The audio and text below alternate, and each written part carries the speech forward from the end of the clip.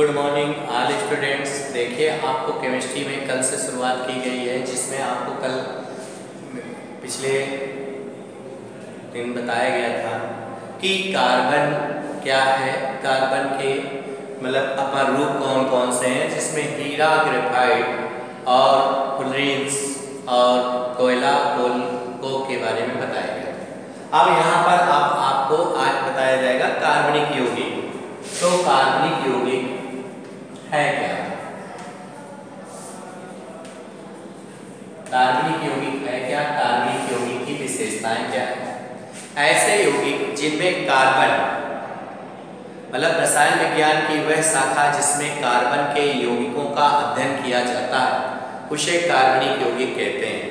कार्बनिक यौगिक जो होते हैं, इनमें कार्बन तो होता ही है, कार्बन के साथ साथ में अन्य तत्व भी हैं। एक तो कार्बन यौगिकों की कुछ विशेषताएं हैं। एक तो कार्बनिक यौगिकों में कार्बन अवश्य रूप से पाया जाता है, ये पहचान। जैसे ग्लूकोज, तो ग्लूकोज का सूत्र होता है C6H12O6। ये क्या है? ग्लूकोज है। अब ग्लूकोज में क्या है? कार्बन। तो ये पहचान हो गई। जैसे सिरका का सूत्र होता है एसिटिक अम्ल का CH3COOH। शराब, वाइन का जो सूत्र होता है एल्कोहल का, एथिल एल्कोहल यानी वाइन का जो सूत्र, शराब का सूत्र होता है, वो होता है C2H5OH। अब देखिए यहाँ पर सब में क्या है? कार्बन।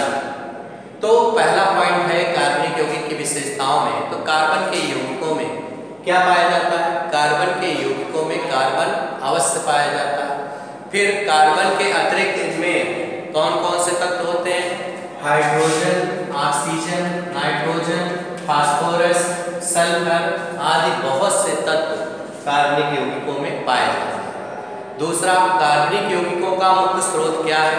तो आपको मालूम है जितने भी कार्बनिक यौगिक होते हैं वो किससे प्राप्त होते हैं?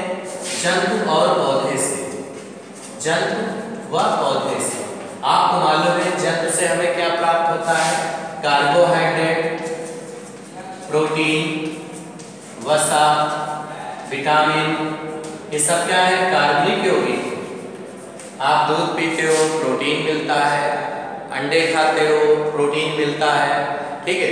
जंतुओं में मीट वगैरह आप खाते हो तो उससे आपको मांस वगैरह, तो उसमें कार्बोहाइड्रेट होता है। फिर इसके बाद वसा है, बहुत से मतलब जो है उनके शरीर से फैट्स के कारण चर्बी जो आप उपयोग करते हो उसका भी जंतुओं से उपयोग होता है। विटामिन्स भी बहुत से प्राप्त होते हैं, मछली वगैरह में भी विटामिन्स होते हैं। फिर इसके बाद पौधों में भी आपको कार्बोहाइड्रेट, प्रोटीन, वसा, विटामिन्स प्राप्त होते हैं। तो क्योंकि आप जंतु और पौधे दोनों से भोजन प्राप्त करते हो, उनसे पोषक तत्व प्राप्त करते हो, इसलिए उनका मुख्य स्रोत, कार्बनिक यौगिकों का मुख्य स्रोत समस्त जीव और सभी, समस्त जीव का मतलब पेड़ पौधे और जंतु, और पेट्रोलियम उत्पाद भी होते हैं जिसमें कोल तार है, केरोसिन है, मिट्टी का तेल, पेट्रोल, डीजल, ये भी इनके मुख्य स्रोत हैं। ठीक है। फिर कार्बनिक यौगिक में एक विशेषता होती है कि कार्बनिक यौगिक जल में अविलेय होते हैं, और जल में अविलेय लेकिन कार्बनिक विलायकों में विलेय होते हैं। कार्बनिक विलायकों में विलेय होते हैं, ये भी एक पॉइंट है। फिर कार्बनिक यौगिकों में जो बंध बनता है वो कौन सा बनता है? सहसंयोजक बंध द्वारा बंधे होते हैं। फिर कार्बनिक यौगिकों का क्वथनांक और गलनांक बहुत कम होता है, ये साधारण टेम्परेचर पर गर्म नहीं होते हैं। फिर कार्बनिक यौगिकों में समावयता का गुण पाया जाता है। समावयता क्या होता है? ऐसे अणु, कार्बनिक यौगिक का ऐसा अणु जिनमें से एक अणु से दो या दो से अधिक संरचनाएं बन जाती हैं, वो कहलाता है आपका समावयता। दो गुण बन जाए, मतलब कोई एक अणुसूत्र है, उससे दो यौगिक बन जाए, उस यौगिक को समावयवी कहते हैं और उस गुण को समावयता कहते हैं। तो इनमें समावयता का गुण पाया जाता है। कैसे? क्योंकि आपको मालूम है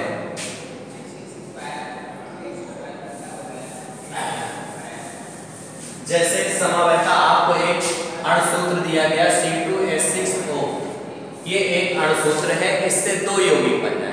जब एक अणुसूत्र से दो या दो से अधिक यौगिक बनते हैं तो उस गुण को समावयवी गुण कहते हैं। उसे समावयता भी कहते हैं, आइसोमेरिज। और ये कैसे, जैसे C2H6O है तो आपको मालूम है कि जो दो यौगिक बने, एक बना आपका C2H5OH और एक बना CH3OCH3 ईथर, जिसमें O लगा होता है उसे ईथर बोलते हैं, जिसमें OH लगा होता है उसको एल्कोहल बोलते हैं। ठीक है, तो आप देखिए जान रहे हो कि एक अणुसूत्र है, दो यौगिक बने, अणु उतने ही, कार्बन 2 है तो 2 कार्बन इसमें भी है, 2 कार्बन इसमें भी है, हाइड्रोजन 6 है, हाइड्रोजन 5 और 1 6, यहाँ 3 और 3 6, ऑक्सीजन 1 है, ऑक्सीजन 1 है, ऑक्सीजन 1, तो अणु की संख्या वही रहेगी लेकिन दो यौगिक बन गए। जब एक अणुसूत्र से 2 या 2 से अधिक यौगिक बनते हैं तो उसको हम समावयी यौगिक कहते हैं और इस गुण को समावयता कहते हैं, आइसोमेरिज, जो कार्बनिक यौगिकों का गुण भी होता है। फिर इसके बाद आता है कार्बनिक यौगिक को आप जानेंगे, तो कार्बनिक यौगिक में समावयता समझ में आ गई। इसके बाद आता है कार्बनिक अकार्बनिक यौगिकों में अंतर। क्या अंतर होता है कार्बनिक अकार्बनिक में? एक तरफ आप कार्बनिक का लिए, एक तरफ अकार्बनिक यौगिक,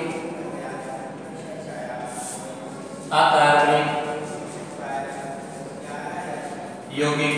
अब देखिए जो कार्बनिक यौगिक होते हैं इनमें कार्बन अवश्य पाया जाता है, इनमें कार्बन अवश्य होता है, ठीक है, और इनमें है कार्बोनेट CO3 और SCO3 को छोड़कर बाइकार्बोनेट, कार्बोनेट बाइकार्बोनेट को छोड़कर इनमें कार्बन नहीं पाया जाता, को छोड़कर। अगर कार्बोनेट CO3 और SCO3 दिए हैं तो वो आपका अकार्बनिक है, इनको छोड़कर इनमें कार्बन नहीं पाया जाता, कार्बन नहीं पाया जाता। ये पहला अंतर हो गया, मेन अंतर। फिर दूसरा, ये जो होते हैं सहसंयोजक बंध द्वारा बंधे होते हैं, सहसंयोजक बंध द्वारा बनते हैं, और ये क्या बनते हैं? वैद्युत संयोजक बंध द्वारा, वैद्युत संयोजक बंध द्वारा बनते हैं।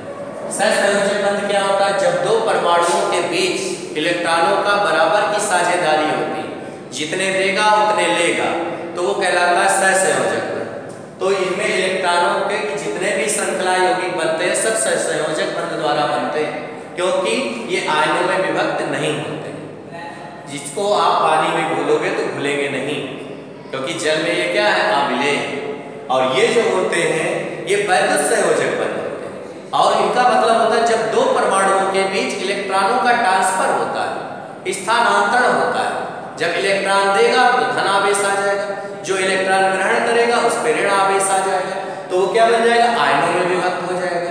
तो इनमें क्या होता है? वैद्युत संयोजक बंध, ये आयनों में विभक्त होते हैं, ये आयनिक होते हैं, ये अनायनिक होते हैं, ये जल में घुल जाते हैं, ये जल में नहीं घुलते हैं। तो कार्बनिक यौगिक जल में अविलेय और अकार्बनिक यौगिक जल में विलेय, ये भी एक अंतर हो गया। फिर इनमें आता है इनका क्वथनांक और गलनांक बहुत कम होता है, इनको कम टेम्परेचर की, ज्यादा टेम्परेचर की आवश्यकता होती है, इनका क्वथनांक और गलनांक बहुत अधिक होता है। ये यौगिक जो होते हैं क्या होते हैं? कुचालक होते हैं। ये यौगिक क्या होते हैं? कुचालक होते हैं। ये यौगिक क्या होते हैं? सुचालक होते हैं। सुचालक का मतलब क्योंकि इनमें आयन है, आयनों के कारण धनावेश और ऋणावेश के कारण ये आयनों में विभक्त होते हैं, इसलिए सुचालक है। ये आयनों में विभक्त नहीं होते। जैसे मान लीजिए इसका उदाहरण NaCl है, तो ये आयनों में विभक्त हो गया Na+Cl, लेकिन अगर ये है तो ये आयनों में विभक्त नहीं होगा। C6H12O6 ये आयनों में विभक्त नहीं होगा, क्योंकि ये जल में घुलता नहीं है, जो जल में घुलते हैं वही आयनों में विभक्त होते हैं। ठीक, तो ये कार्बनिक अकार्बनिक यौगिकों में अंतर पूछा जाता है, इंपॉर्टेंस है। इसके बाद आता है कार्बनिक यौगिकों के भाग। तो कार्बनिक यौगिक के दो भाग होते हैं।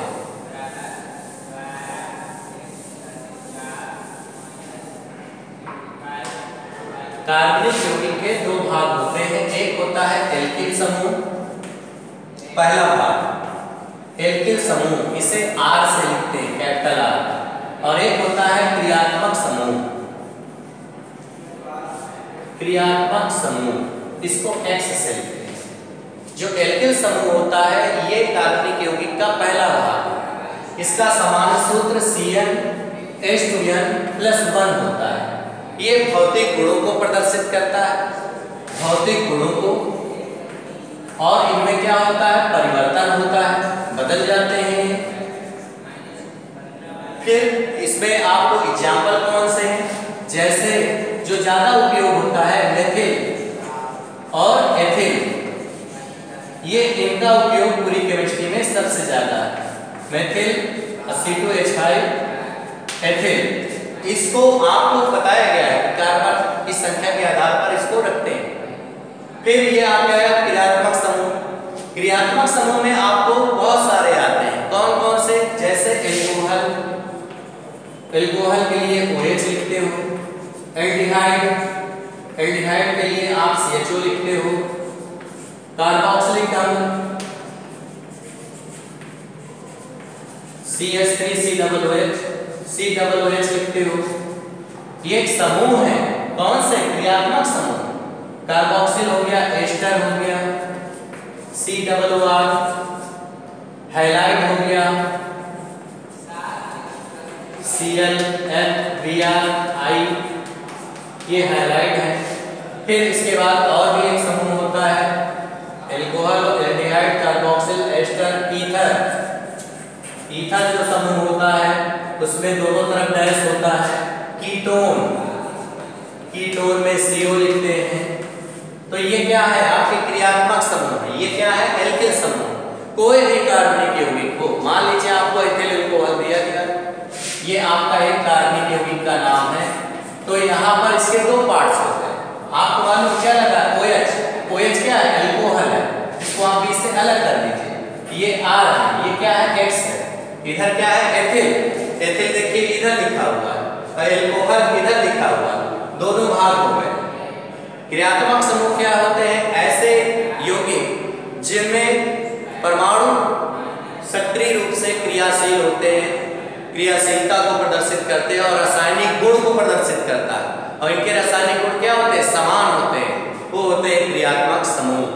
और ये जो आपने एक यौगिक लिखा, तो ये क्या है, R है, एल्किल, इधर वाला क्या होगा, आपका एल्कोहल या कोई भी अन्य हो सकता है। मान लीजिए ये दिया गया CH3COCH3, तो इसमें कौन सा क्रियात्मक समूह, CO, तो समूह का नाम क्या है, ये CO लगा, इसको क्या बोलेंगे, कीटोन। अगर ये लिखा हुआ है CH3CHO, तो कौन सा समूह है, एल्डिहाइड। CHO के लिए क्या पढ़ते हैं, एल्डिहाइड, इसमें क्या है, एल्कोहल। तो आपको क्रियात्मक समूह पहचानना है, और यही आपको याद भी करना है, क्योंकि अगर ये मालूम होगा तो आप कार्बनिक यौगिक की पहचान कर पाओगे। एल्किल समूह तो आप पहचान जाओगे, लेकिन इसके आधार पर, क्योंकि इनके रासायनिक गुण समान, भौतिक गुण बदलते रहते हैं, तो इसके आधार पर आप कोई भी यौगिक को पहचान सकते हो। मान लीजिए आपको दिया गया CH3CH3OCH3, अब पूछ लिया कौन सा समूह लगा है इसमें, तो O, यहां देखिए O लिखा हुआ है, O कौन सा, ईथर, ठीक है। तो आपको क्रियात्मक समूह पहचानना है।